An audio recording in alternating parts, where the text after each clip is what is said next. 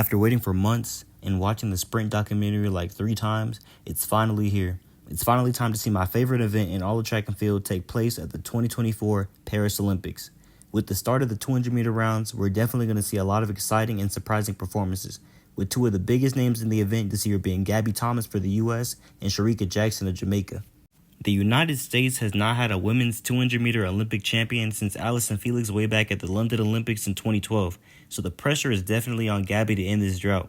And of course, the reason for this drought is none other than the Jamaicans, specifically Elaine Thompson-Herah, who drowned herself in accolades in the half lap, winning 2 Olympic gold medals, 6 Diamond League races, and 2 national championships.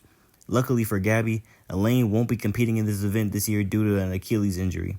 She's not the only Jamaican who wouldn't be competing either, as Shericka Jackson had pulled out of the half lap as well. With her 2 biggest competitors out of the way, I truly feel like this is Gabby's gold medal to win. However, there are definitely a few women who will push her to be her best. In Heat 1 of the 200, Julian Alfred, who literally just won the 100-meter final the night before this race, took off in her heat, keeping a pretty decent gap between the rest of the field off the curve and clocking a time of 22:41.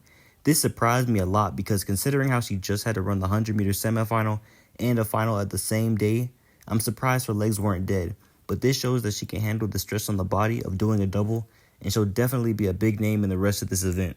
But not gonna hold you, all those thoughts went out the window once Heat 2 rolled around and Gabby Thomas went and set the track on fire, exploding out of the blocks and immediately breaking away from the pack off the curve and continued to open the gap between the rest of her heat, blazing through the finish line with a blistering time of 22:20, which ended up being the fastest time in the entirety of round 1.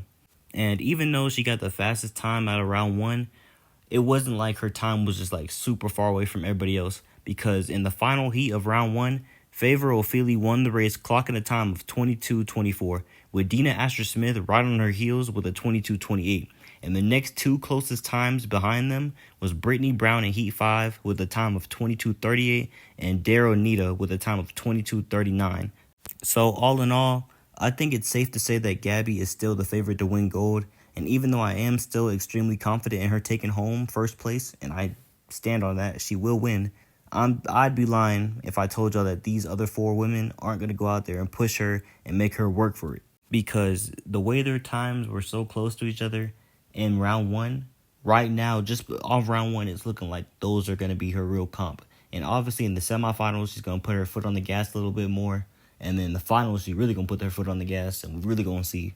But as of right now, I still think those 4 are going to be the biggest thorns in her sides. So as we sit and wait for the semifinal tomorrow, let me know in the comments who y'all think is going to take home the gold. And if you don't think it's Gabby, please let me know who you think it is going to be. Because if you think it's Julian, I don't think Julian. Like, this is Julian's first Olympics, and that's cool and everything. She's already won 100. That's great. She's not beating Gabby though. But let me know who y'all think has the best chance of sweeping the crown from under Gabby's feet.